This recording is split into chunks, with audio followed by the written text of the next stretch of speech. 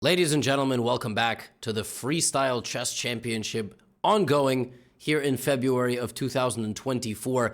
This is a mixed format type of event with rapid chess, classical long games of chess, and every single game that these players play is Fischer random or Chess 960, where there are 960 possible opening setups. I guess technically it's 959 because we don't count the traditional one.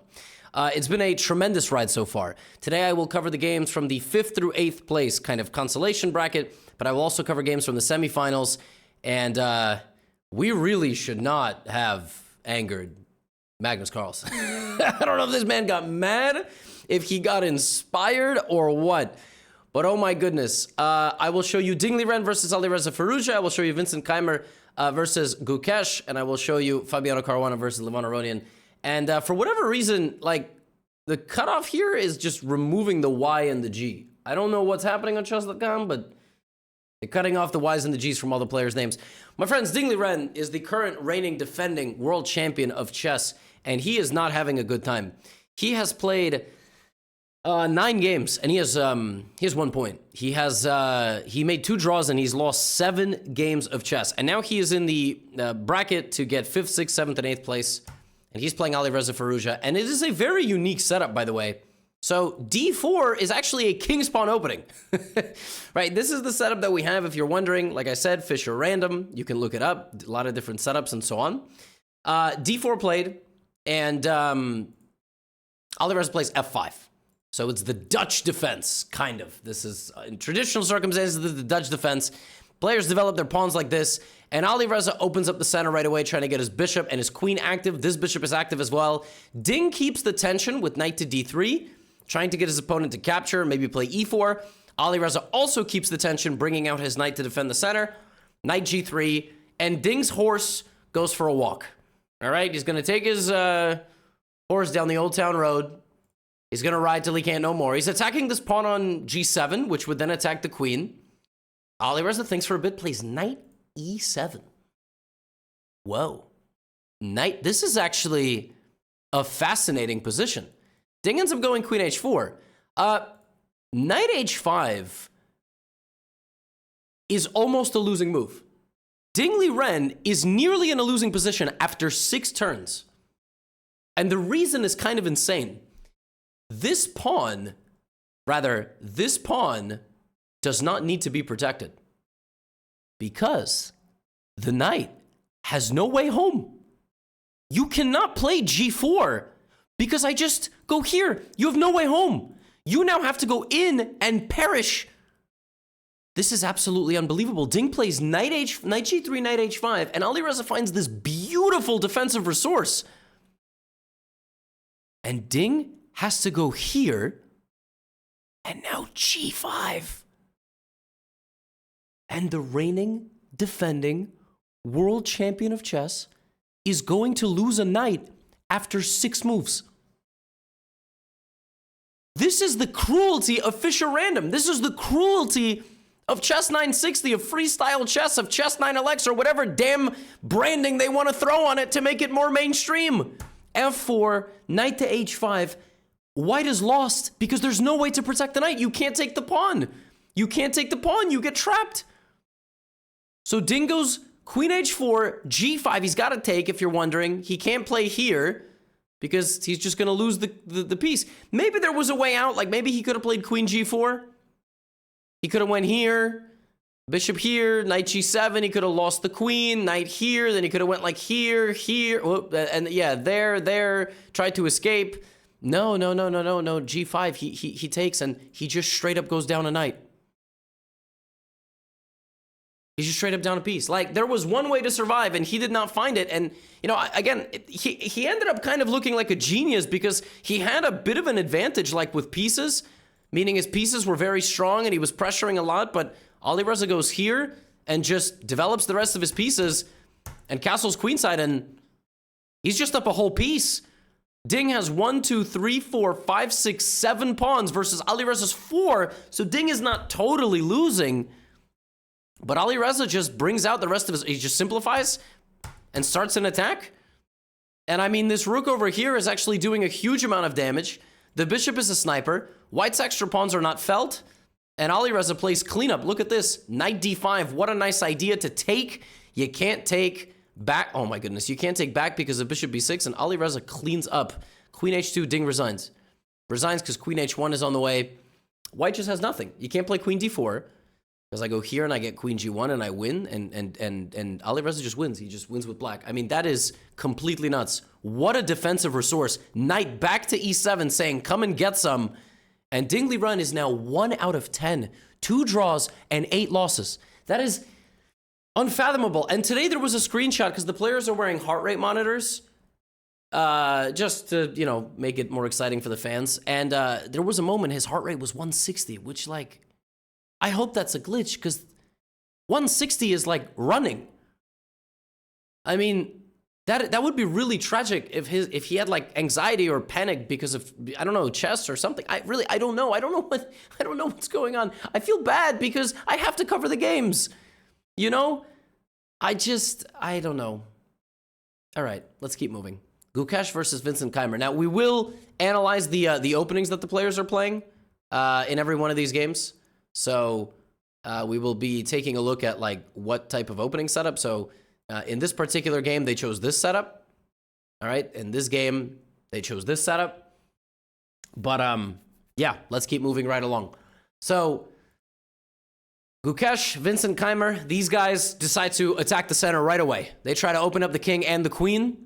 Knight g6, identical position. Knight b3, knight d6. So that's the way the imbalance is immediately created. Knight b3, knight d6, and now Gukesh plays knight f5. So he voluntarily moves a piece 2 times, but his idea is to, of course, dislodge the defense of the center. So making it difficult to defend the center. Yeah, Vincent's not going to do that. Vincent instead plops his knight on c4 and says, hey, Gukesh, who's going to protect this pawn? Gukesh plays queen c3, which defends. And now we have an opening of the center. DE, FE, ED, queen d4 check. And Vincent voluntarily moves his king. So he can't castle that way, and he can't castle that way either. But he correctly evaluated that for this moment in time, right here, despite being weakened of the king, Gukesh can't do anything. He can't develop that way, and he can't develop that way. And if white plays bishop f2, black will play c6, bring the bishop, and get in. So you could castle, but then I go here, and you're going to lose a rook, because that's Fisher freaking random for you. So that's not going to work. Suddenly Gukesh is like, wait a minute, plays knight e3, and Vincent just brings out his queen, brings out his knight. Gukesh tries to create counterplay. Now we have knight takes e3 check because it's Fisher random and the damn king is in the center. And queen b4. And Vincent is just targeting the white position. It is not easy to make a move here. Now Gukesh makes a king move to get the king out of the center. But now here comes a5 and the bishop. Oh my goodness. Who called for an order of the bishop from the edge of the board? Knight c5, rook d8. It looks like you didn't even need to castle. And now knight c4 is a threat. Everything is a threat. c3, queen c4, knight back to d7. You can't move the knight because you are pinned. Gukesh plays here. And Vincent is up a knight. And a pawn. And then he ends the game in style. Rook d1. He ends the game in style. Bishop e6. Targeting the rook. Targeting the queen. And if you take the queen, I take your queen. And if you take, I take. And then if you take, I take. And you are down a knight in an endgame. And I don't care if we started with Fisher Random, Chess 960, or Chess 9LX. I will beat you in this endgame because you are down a knight. That was a weird one. That was a weird game. This game played between Ding and Firouzja had a very, obscure kind of setup where this happened. But in this game, these guys opened up the center right away. And then somehow, when the dust had settled, move 9, white was lost. Which is weird. Like, this is a weird type of chess, man. This is a weird type of chess. And the players don't even realize it. Like, stuff just happens, and then that's it, and then the game is over. So we will keep an eye out. Now, we're in the semifinals now, and we will get to this incredible game between Magnus and Neugebrecht. But this is the other semifinal, right? And this is Levon versus Fabiano. These guys have played each other probably like 70 times, if not 100 times. E4, E5. So these guys just play like a E4, E5 game. But then there we see this setup. We saw this exact same setup chosen by Gukesh. This exact position, right? Right, this is a carbon copy. But Fabiano plays these three and then plays bishop c4. Okay, so plays bishop c4. That's not a move that we've seen yet. Knight ce2. Clearly Fabiano's idea was to get rid of this bishop. He did not, he thought that bishop was an issue, and he thought getting rid of it was going to be easier. b3, and there he takes. That was Fabiano's idea. That is why he spent 13 minutes and decided, you know what, before I do anything, I'm going to play bishop c4. I want to trade the bishop, which is interesting. I mean, we'll see if this decision was correct. Queen f7. And now Levon has many choices, but he just takes as much space as possible. Just like in traditional chess, space is good, man. It is really difficult to play a game of chess when you don't have space, all right, when you are lacking. Fabiano castles, and Levon doesn't wait at all. He plays d5. He just continues to march forward into Fabiano's territory. And this is a very close position. Both sides have 8 pawns. In positions like this, you look at maneuvers of pieces, but you also look at pawn breaks. And I got news for you. Fabiano ain't never playing this move, f5. He is never playing that move for 2 reasons. Number one, it loses a pawn. But even if it doesn't lose a pawn, it opens up the line of assault at your king. And I'm not sure you want to do that. So Fabi takes, blockades, and says, all right, do your worst. And according to the computer, the position is in the balance. Levon plays here, queen f2, and castle short. And this is our position. And this game will be won and lost either by infiltrating the queen side or by shutting down the queen side, not allowing black to get in on the queen side, and then attacking over here. But white is going to control the pace of this game. So the cards are now fully in the hands of Levon. Here comes Fabiano, like I just said. King to h1, and his idea is to kick out this knight. He doesn't want to take and transform the structure, so he moves his king out of the way to enable this move. Otherwise, that would have been a fork. Fabiano captures. He captures because there's no point going backwards. That knight is just going to be a target for white's attack. So knight e2, queen e2. Fabi is down in space, so he wants to trade some pieces. Levon brings out his bishop, says, if you want to take my bishop, you can take my bishop. All right, but I'm not taking your bishop. You got to take my bishop. All right? d6.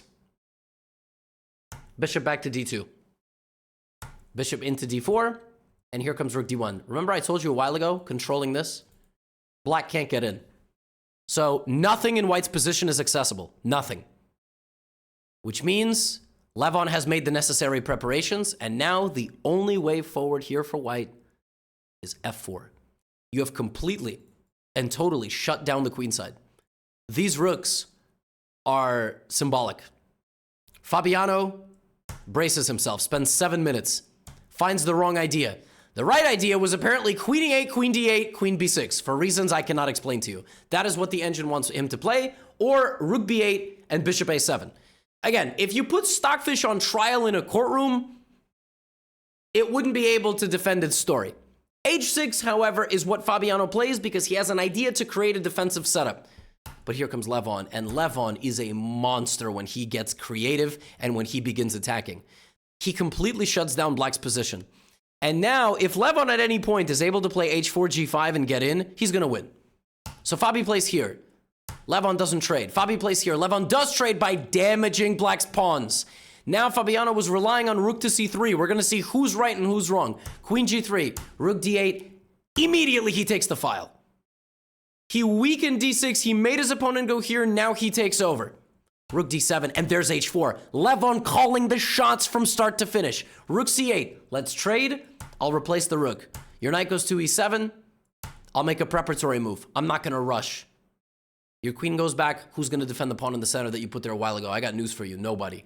And guess what? Your queen steps away. I'm not even going to take. Your queen stepped away from the defense of your king. g5. Hello.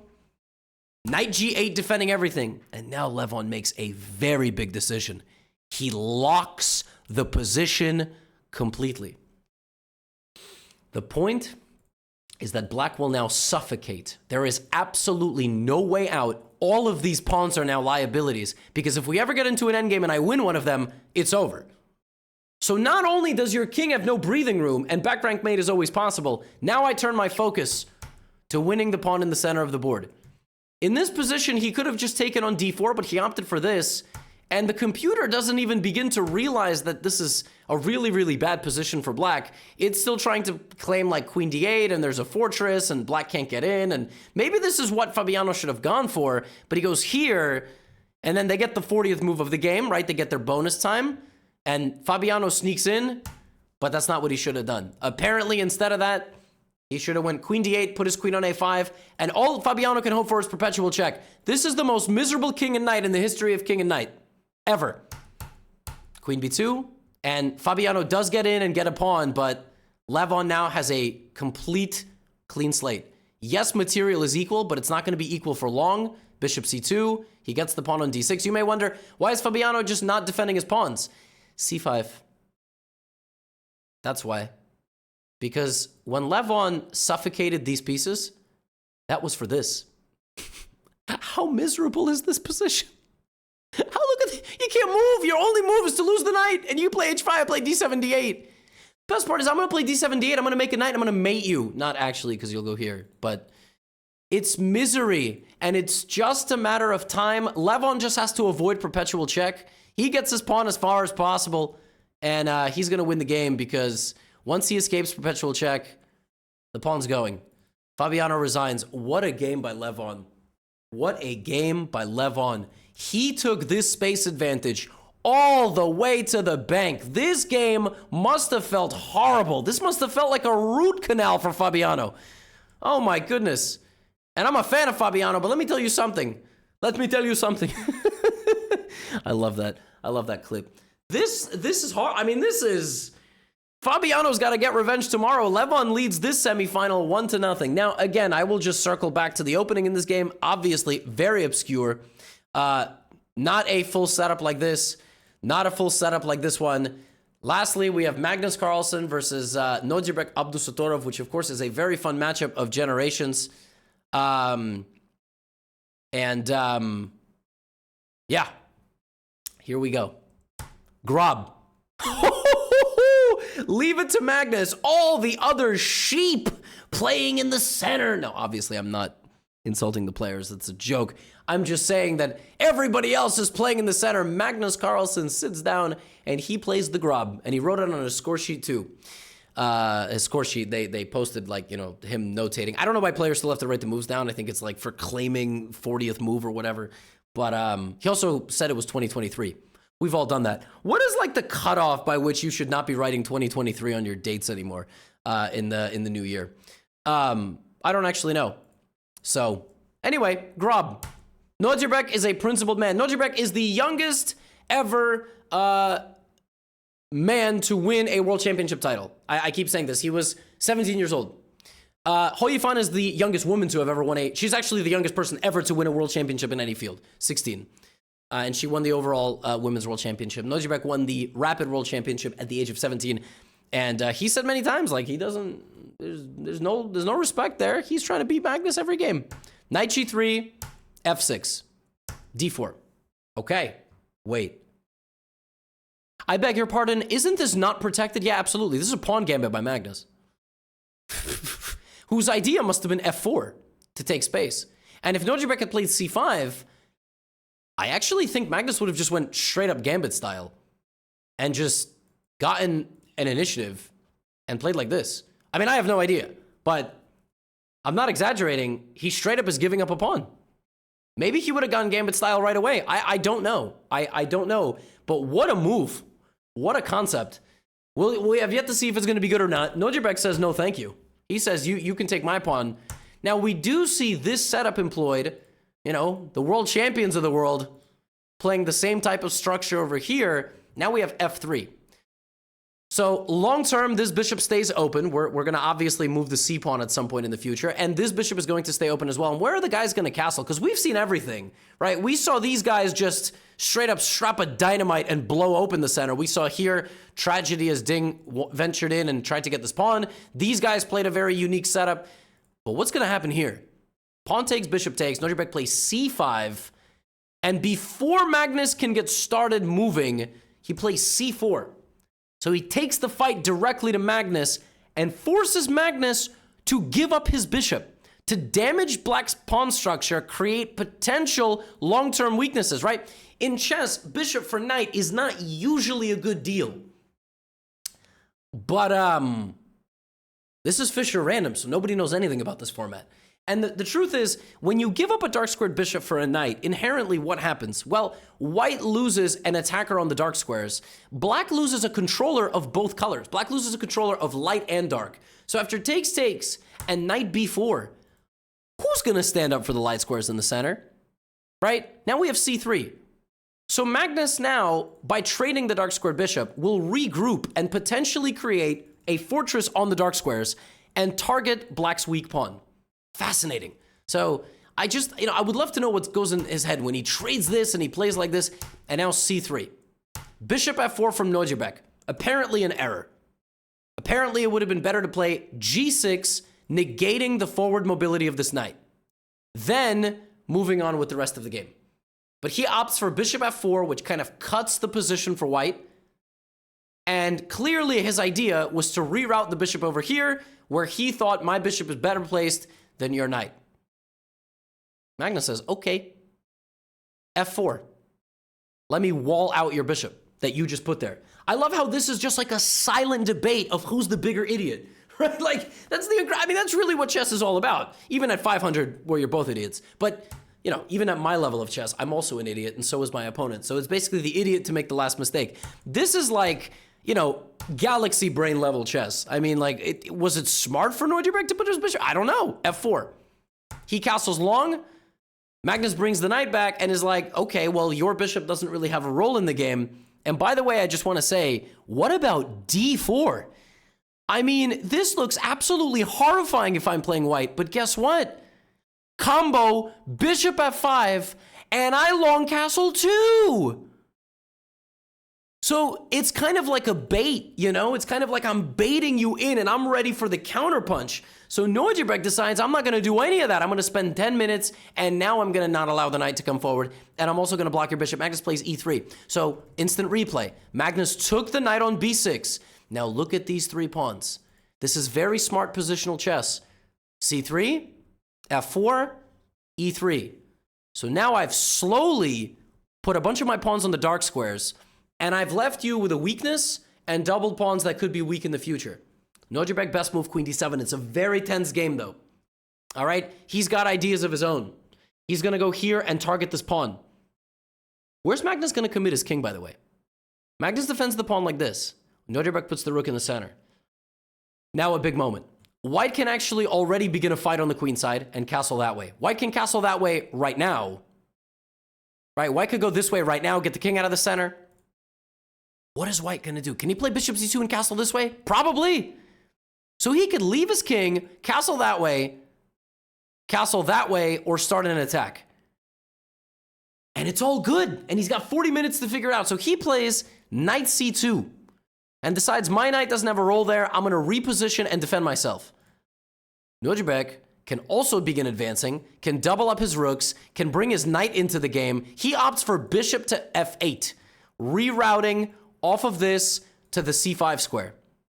Now Magnus plays b4, stopping bishop c5 and inviting the en passant capture. Inviting this because obviously that would open up his rook. And since Nordjebek committed his king, he might not want to get involved in any of that. And as you can see from the trade, white is now better. So b4 is a big decision. Yet another active dark squared pawn. Bishop e6. Nordjebek now says, Magnus, you better play h3. Magnus says, all right, that's easy. h3. Now, h5. Oh, yes. Oh, yes. This is vintage Nordjebek. He's not going to sit around and wait. h5, he's taking the fight directly to the goat. If you take, I take, and I'm coming right back to g4 and I'm winning. So h5 is a monster move. Now, Black could have just sat there and created a fortress, by the way. I'm just saying he could have played f5 and only Black can win this position. Only Black, because the knight will come in and start, really messing things up here for white. Nordjebek could have played f5. He chose not to. He plays h5. He doesn't want to lock the position. Magnus plays knight d4. Big decision. Do you take? Do you push? What do you do? He takes. Now Magnus counterpunches.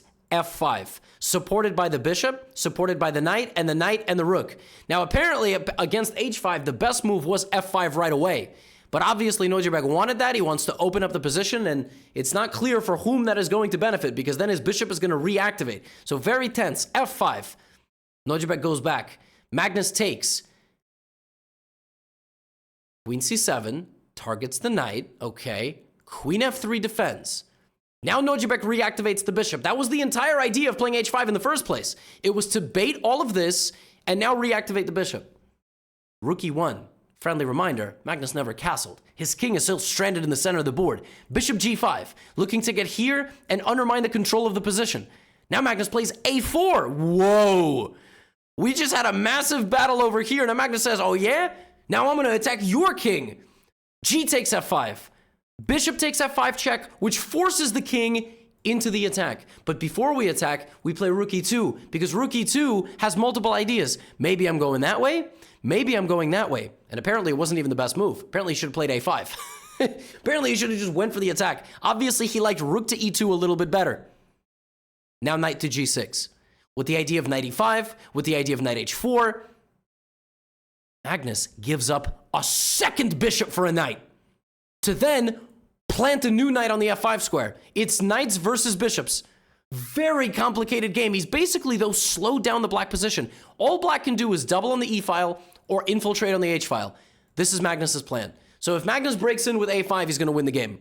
Queen e5. a5. The biggest crescendo of the game has been developed. Nordjubek decides, you know what? If this man does not have his queen, he can't mate me. What he could have done, by the way, is taken first. Because what happens in the game is he plays queen e4, takes, and Magnus realizes he doesn't have to defend his g-pawn.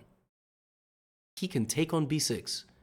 And this, allowing this for Nordjubek, is a massive risk, because your king is not going to feel very safe. Rook takes g4, rook a2 is mate. Now we see the full plan come to action. Nordjubek is just in time to remove one rook. So now he's not going to get mated. But it's bad news, because White's attack is unstoppable. You might be sitting there like, what are you talking about? Like, what if I just play king a8? Yeah, knight d6.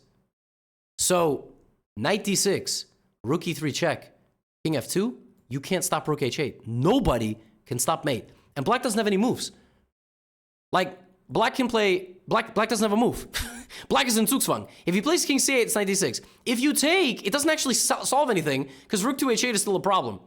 So rook f8, I'm just going to go here, and then here, and you can stop this, but then I'm going to go knight d6 anyway.